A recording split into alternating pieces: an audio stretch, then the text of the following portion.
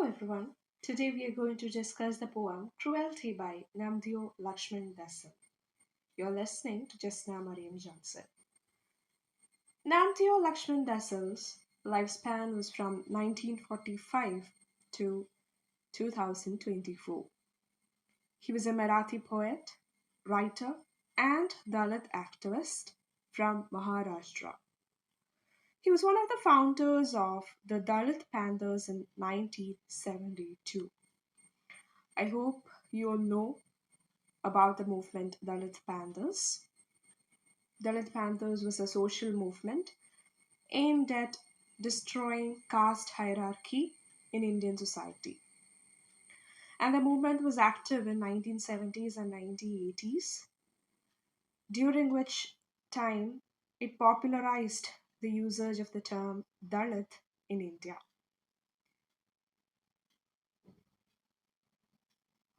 For him, writing poetry was akin to bring about a political and social change in the society.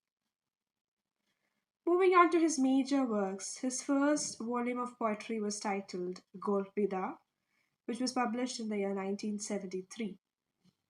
Other works include Ambedkari Chalwal, which was published in the year 1981, Khel, published in 1983, Akrosh Ka Khuras, published in 2015, A Current of Blood, published in 2019, etc. His major awards include he has received various awards, and some of them are Maharashtra State Award for Literature, Soviet Land Nehru Award received in 1974, Padma Shri in 1999, and a Lifetime Achievement Award from the Sahitya Academy in 2004.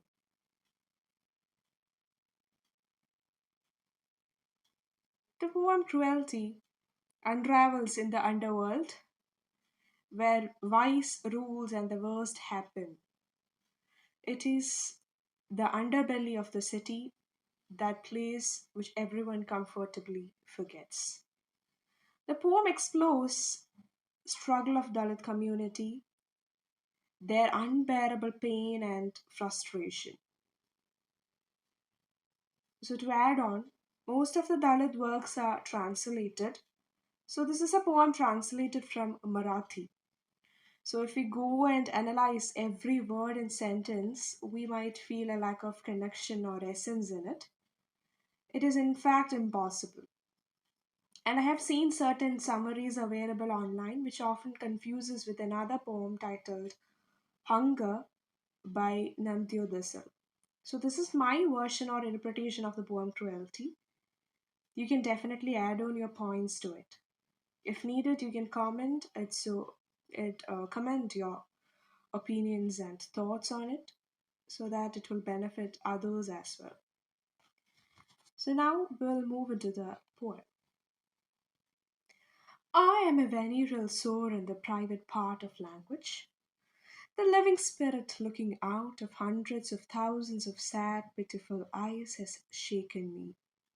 I am broken by the revolt exploding inside me. There is no moonlight anywhere. There is no water anywhere.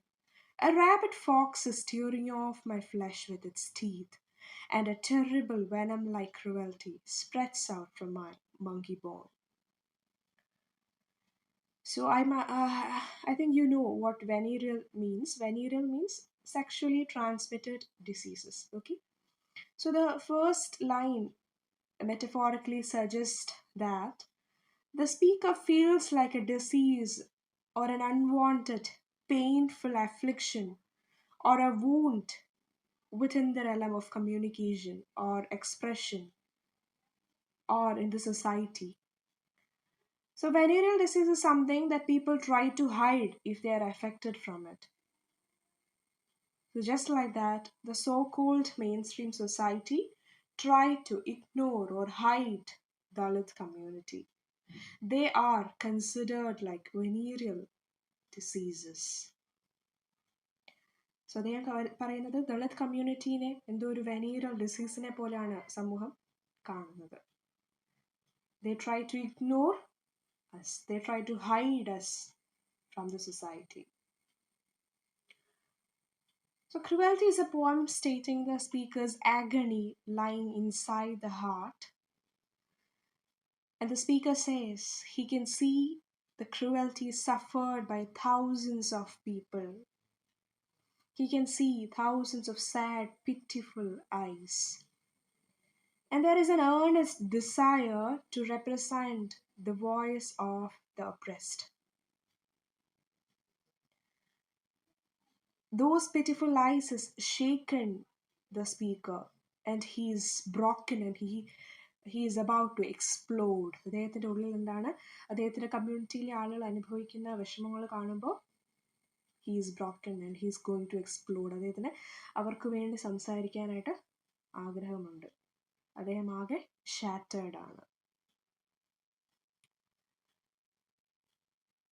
The speaker claims that the natural elements also respond to the societal happening.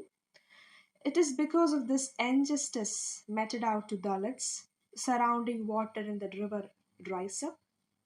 No moonlight can be found out. So, the absence of moonlight and water is a metaphor for lack of hope and sustenance. And he brings in an imagery of rabid fox, which represents a destructive, uncontrollable force that inflicts harm on the speaker. So most probably, this rabid fox is a symbol of upper class community that tear Dalit individuality apart. So this cruelty causes terrible venom-like anger within the speaker. He has terrible anguish within him towards the Savarna or the upper class community. Release me from my infernal identity. Let me fall in love with these stars. A flowering violet has begun to crawl towards horizons.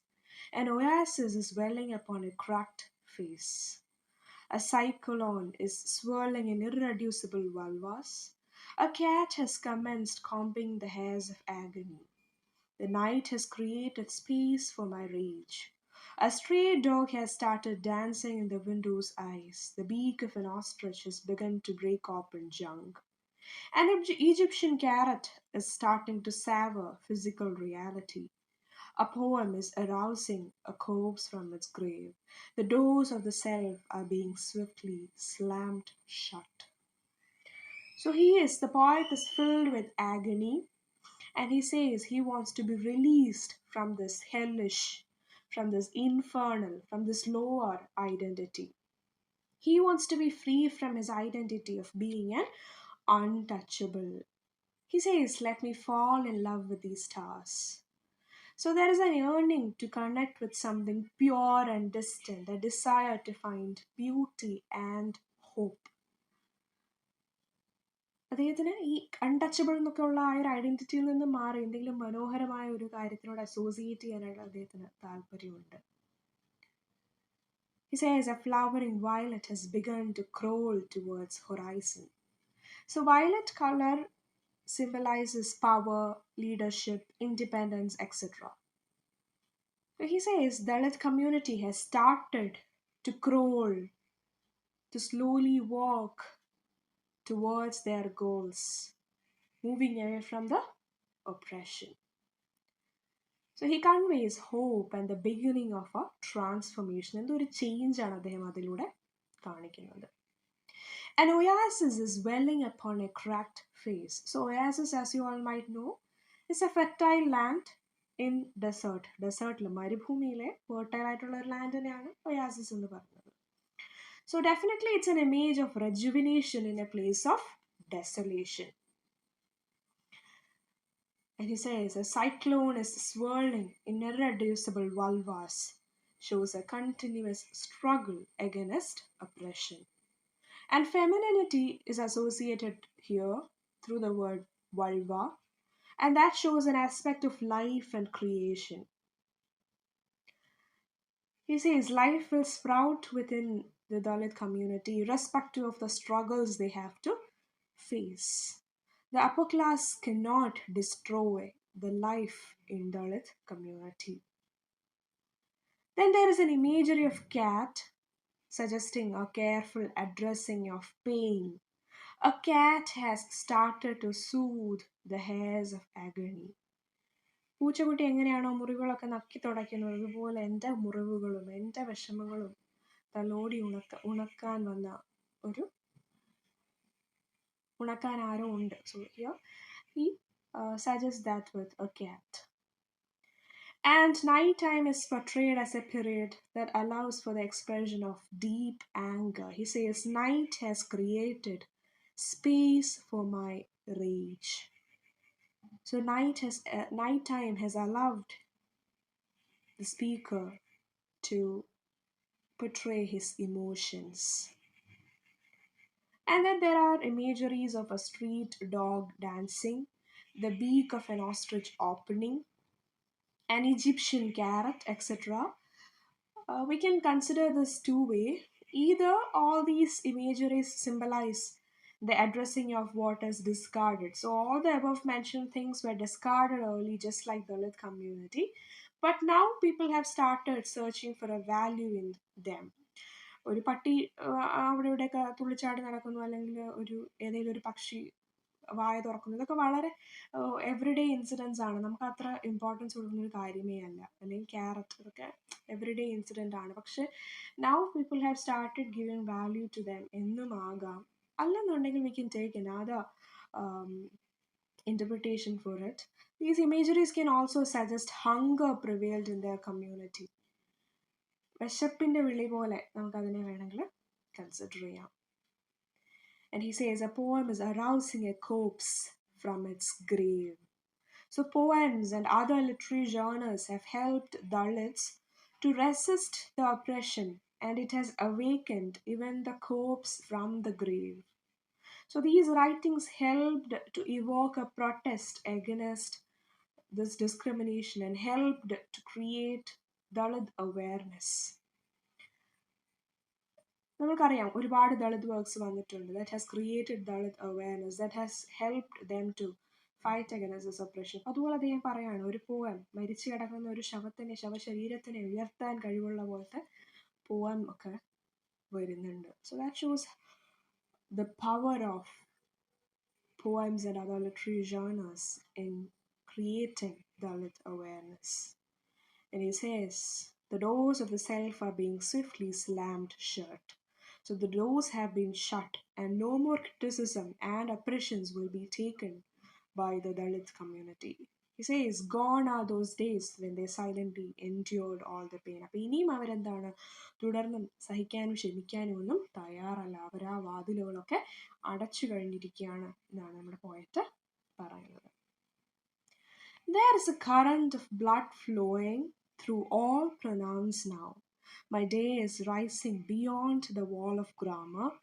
God's shit fall in the bed of creation. Pain and roti are being roasted in the same tandoor's fire. The flame of the clothless dwells in mythologies and folklore. The rock of warring is meeting live roots. A sigh is standing upon lame legs. Satan has started drumming the long hollowness. So he says, the poet says, all these changes, നമ്മൾ നേരത്തെ പറഞ്ഞു, the violet flowering, cyclone, അങ്ങനെ ഒരുപാട് changes നമ്മൾ പറഞ്ഞു. Okay, oasis in the face of in the cracked face, അങ്ങനെ ഒരുപാട് changes നമ്മൾ പറഞ്ഞു. അപ്പോൾ അതുപോലെ പറയാണ്, all these changes has brought in us a current of blood flowing. So all these positive changes have initiated a life in us.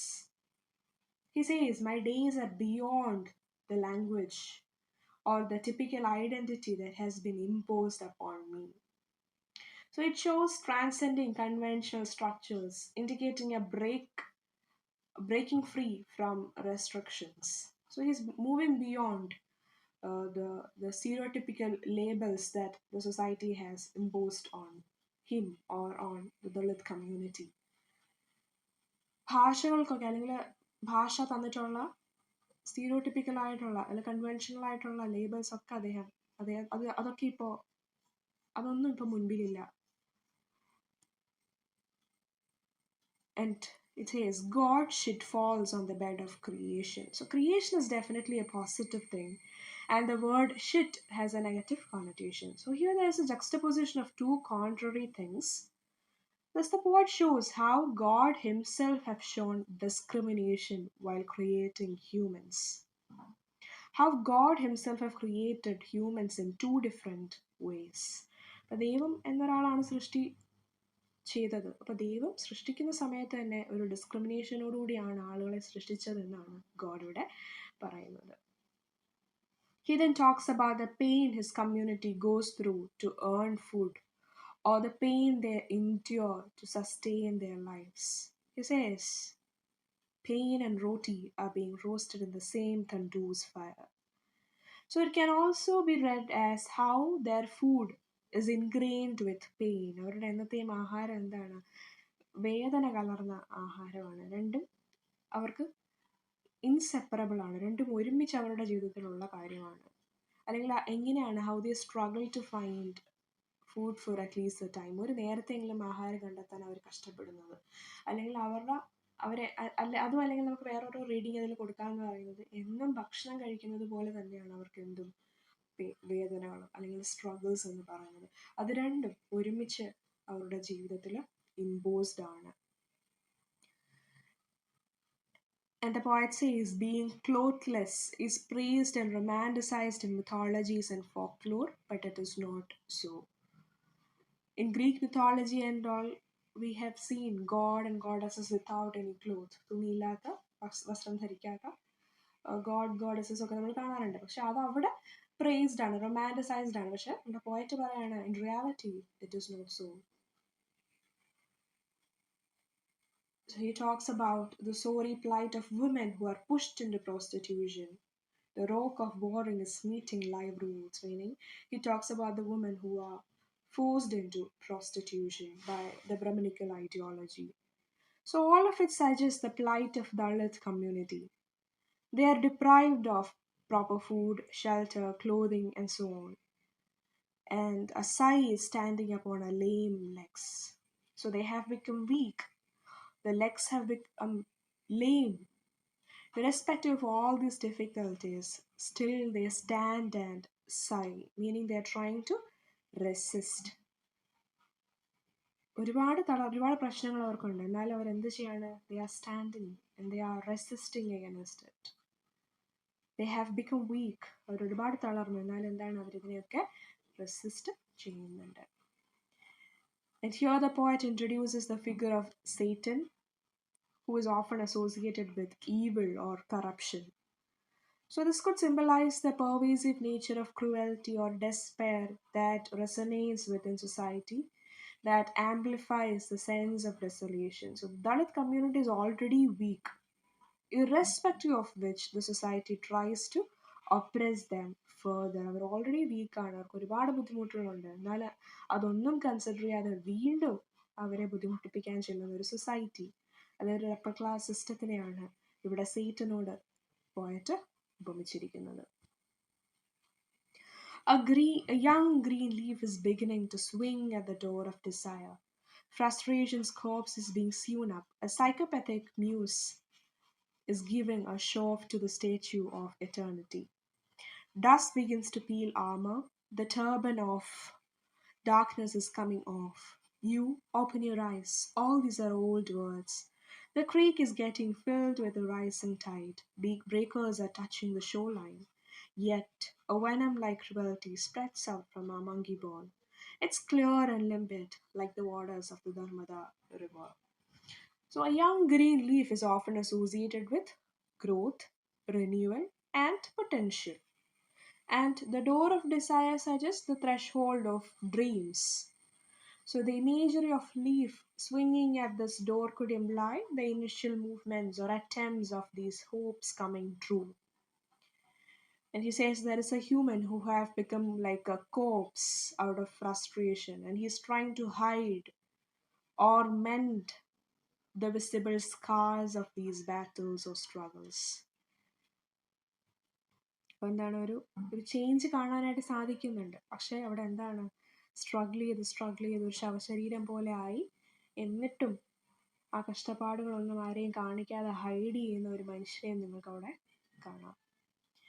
There is a psychopathic muse, which symbolize an unconventional source of inspiration that provokes change against what is considered timeless. So, this muse is inspiring us to change, inspiring us for a change against caste discrimination, and thus begins to peel armor, and the underlying realities will be exposed. പൊടിപടലങ്ങളൊക്കെ മാറി അകത്തുള്ള സത്യങ്ങൾ എല്ലാവരും അറിയും. He says the turban of darkness is coming off. So it signifies a transition from darkness to enlightenment or hope. ആ ഇരുട്ട് മാറി എന്താണ് വെളിച്ചം വരും. So the poet is addressing the reader. It is a call to awareness, urging the reader to see beyond the traditional caste system. അദ്ദേഹം പറയാണ്, you open your eyes, all these are old words. ഇതൊക്കെ പഴയ കാലമാണ്. You should open your eyes and you should be aware. And he's urging the reader to see beyond the traditional caste system. The creek is getting filled with a rising tide. So creek, you might know, is a narrow area of water that flows into the land from sea, lake, etc. അരുവി, അതാണ് creek എന്ന് പറയുന്നത്.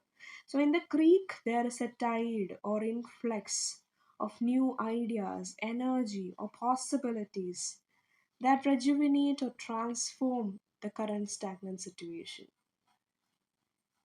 So ഇവിടെ അരുവി എന്ന് ഉദ്ദേശിക്കുന്നത് ഒരു Dalit community ആവാം. ഒരു ചെറുതാണ് അല്ലെങ്കിൽ ഒരു വീക്കാണ്, പക്ഷെ there is a rising tide. അവിടെ ഒരു തിരമാല വരുന്നുണ്ട്, a tide of ideas and energy.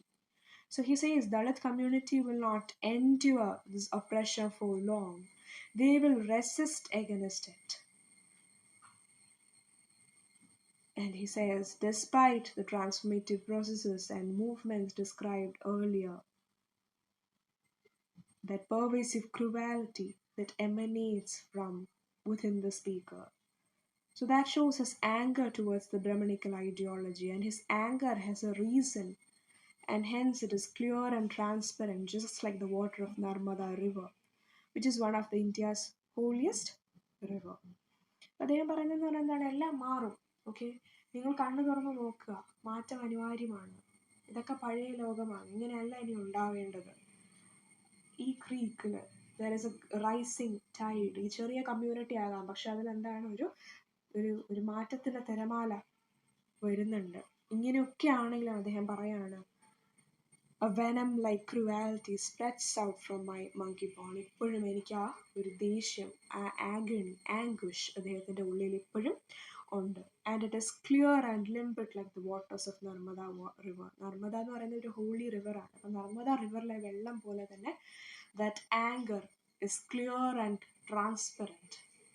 കാരണം എന്താണ്, there is a reason for his anger. അദ്ദേഹത്തിന്റെ ദേഷ്യത്തിന് ഒരു കാരണമുണ്ട്. They have been oppressed for so long. ഇത്രയും നാൾ അവരെ ഒപ്രസ് ചെയ്യാണ്. സോ അങ്ങനെ ഒരു റീസൺ ഉണ്ട് ആ ദേഷ്യത്തിന്. And that reason is clear and transparent, just like the waters of Narmada river.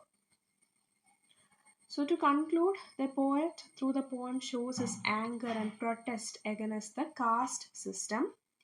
He believes he can bring awareness among Dalit community to retaliate against this oppression. So he's urging younger generations to fight against the historical and ongoing oppression. Hence we can say even the predominant theme here is resistance against oppression. So that's all about the poem. Thank you so much for listening. Have a nice day.